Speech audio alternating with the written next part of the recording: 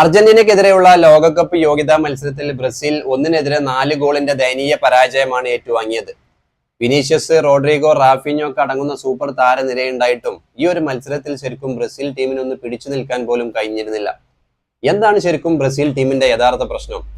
2026 FIFA world cup ഒരു വർഷം അകലെ വീണ്ടും വിരുന്നെത്തുമ്പോൾ ബ്രസീൽ ദേശീയ ടീമിൽ നിന്നും ഈ ഒരു പ്രകടനം ആരാധകരിലൊക്കെ വളരെ ആശങ്ക സൃഷ്ടിച്ചിട്ടുണ്ട്. നമുക്കറിയാം, ബ്രസീലിന്റെ സുവർണ കാലഘട്ടത്തിൽ അവരുടെ മികച്ച ലീഡറായിട്ടുണ്ടായിരുന്ന തിയാഗോ സിൽവയെ പോലുള്ള ഒരു താരം, അങ്ങനെയുള്ള താരങ്ങളെതാണ് ശരിക്കും ബ്രസീൽ നിലവിൽ മിസ് ചെയ്യുന്നത്. 5 തവണ ഫിഫ വേൾഡ് കപ്പ് ചാമ്പ്യന്മാരായ യൂറോപ്പിലെ വമ്പന്മാരെ വിറപ്പിച്ച് ഈ പറയുന്ന അർജന്റീനയെ തന്നെ നിരവധി തവണ പരാജയപ്പെടുത്തി സർവ്വാധിപത്യത്തോടു കൂടി കളിച്ചിരുന്ന ബ്രസീൽ ടീമിന് നിലവിൽ എന്തു പറ്റി? ശരിക്കും സംഭവിച്ചു കൊണ്ടിരിക്കുന്നത് അത് തന്നെയാണ്, മികച്ച ഒരു ലീഡറുടെ അഭാവമാണ്. നെയ്മർ തിരിച്ചെത്തുമെന്നുള്ള പ്രതീക്ഷയിലൊക്കെ ആയിരുന്ന ആരാധകർ, പക്ഷേ നെയ്മർ പരിക്ക് ശരിക്കും 2026 ഫിഫ വേൾഡ് കപ്പിലും അദ്ദേഹം കളിക്കുമോ എന്നുള്ള കാര്യത്തിൽ സംശയമാണ്.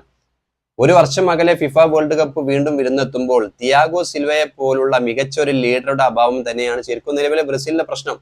പക്ഷെ അങ്ങനെയുള്ള ഒരു താരം എത്തിയില്ലെങ്കിൽ നിലവിലുള്ള സ്ക്വാഡ് വെച്ച് ഏറ്റവും മികച്ച രീതിയിലുള്ള ഒരു ടീമാക്കി മാറ്റാൻ ഡോളിവർ ജൂനിയറെ കൊണ്ട് കഴിയുന്നില്ല എന്നതും ഒരു പ്രശ്നമാണ്.